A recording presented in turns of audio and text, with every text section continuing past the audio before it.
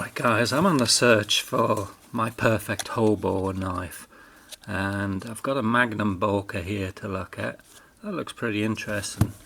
And I've got one of these generic stainless cheapo ones. Now it has a corkscrew on this cheapo one, but it looks real thin corkscrew, nothing like something on a Victorinox.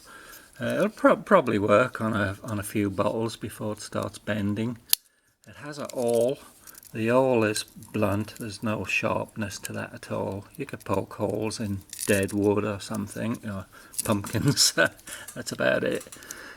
And it has a tin opener. I don't know if it works, I've never tried it, but it's trying to look sharp, but it isn't sharp. It's blunt as a carrot.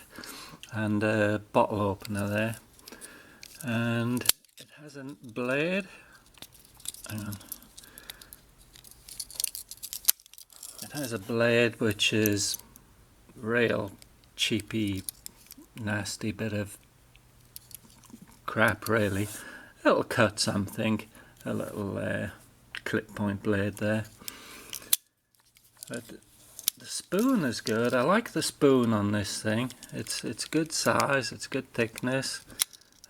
But when you open it, this wants to fall apart, because if you open the fork and the spoon, it comes into two halves.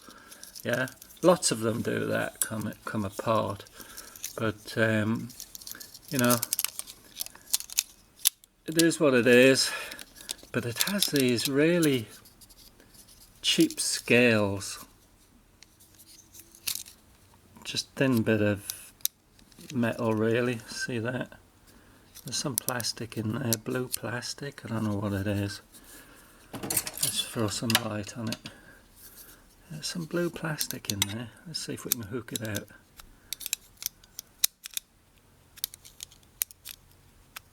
No, I can't hook it out, but I mean, if you just want a tool for camping for a few times, because you're going to get dirt in there and between the scale and stuff, but they're cheap. I mean, you get two sets of these for about, I don't know, 16 or 18 bucks or something. But like I say, the fork and the spoon is good. I mean, if you're a genuine hobo, it'll feed you. But it's not quality, it's just cheap and throw away after you've used it a few times, for most people. The Magnum Boker, they all come in these pretty neat little tins. Some other bits and bobs that they sell in the literature, a little. That's a foam inside the tin. It's a pretty nice tin. Come in handy for something. Right, here's the Boker. It's a bit oily.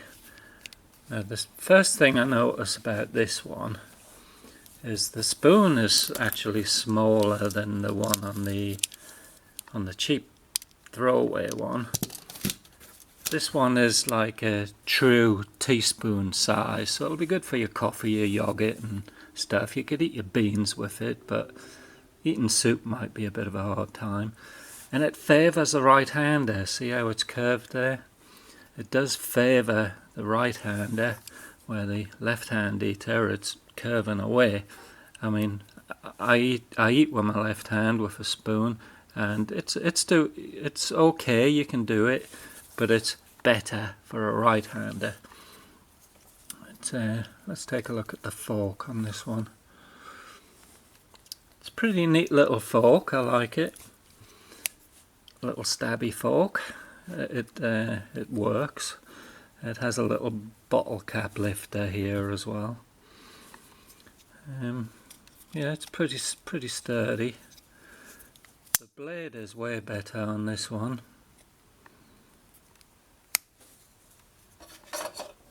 It's a 3-inch blade.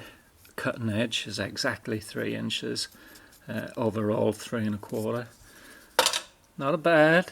It's got an edge on it. It's not a bad little skinny blade. It'll cut your meat up and all that stuff.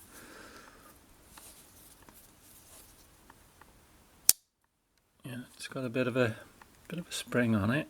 I'd say it's probably a 4 or 5 pull. It's not bad. Now, so you can use this one, pull out the spoon, and it's not going to want to fall apart on you, unlike this one. You know, this one wants to come apart because that's how the mechanism works to take it apart. But this one, you can use your spoon, use your fork or your knife without it wanting to fall apart. Now, how you take this one apart is, first I thought it was all one piece because it's the fit and finish is really pretty damn good. It is really good. I love the dark wood. I don't know what wood it is, but it's real nice, and brass pins there, and brass brass liners. I'm not sure if the bolsters are brass or what, but it all looks kind of brassy. Now, to take this one apart, you just take the sections off, push them down like that, take them apart, and then you've got your knife and fork ready for action if you want to sit down and eat proper, and your spoon is there ready for your dessert. So this goes back together by you see there the pins slot into this area here. So push them together.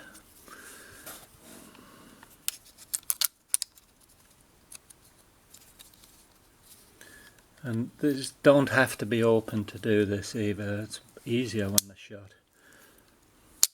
Just push them together and that's it. It's back together. Now, my ideal would be to have one that doesn't come apart.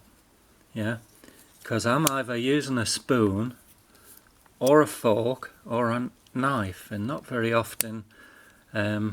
Sometimes, yeah, you use a knife and fork, but I'm always carrying another knife with me. I mean, this is just the camping utensil. If I want another knife, I've got another knife in my pocket. So my ideal would be one of these that doesn't come apart. Because my fear is that I knock it and I lose a section or something like that. That's what I wouldn't want to happen. I'm not saying that is going to happen. I mean, I'm going to give this thing a real good try out. I'm always cooking on fires outdoors, really regular, even in the backyard. Do quite a lot. So there you go, guys. Let me know what you think. I mean, this BOKER is pretty nicely made. It's got beautiful wood on it, brass liners, pins. I mean, there's no gapping in there. It's really pretty nice. If it didn't come apart, it would be ideal for me, but it does come apart. So my quest continues, although I will be obviously using this until I find one that doesn't come apart. I don't even know if you can get them that don't come apart, but to me, I only use a knife, a fork or a spoon. I don't use them all at the same time when I'm camping, only one at a time. And like I say, I've always got a backup knife or a backup knife. So the knife isn't a thing. I just want one that is solid and doesn't come apart. There is links as usual, for Amazon links for the BOKER and the El Cheapo. The El Cheapo has a real nice fork and spoon, it's just the rest of it lets it down. 2 of these, 18 bucks. 1 of these, 22 bucks. Or you could get a case for about 120. But even the case comes apart. Alright, catch you later, guys.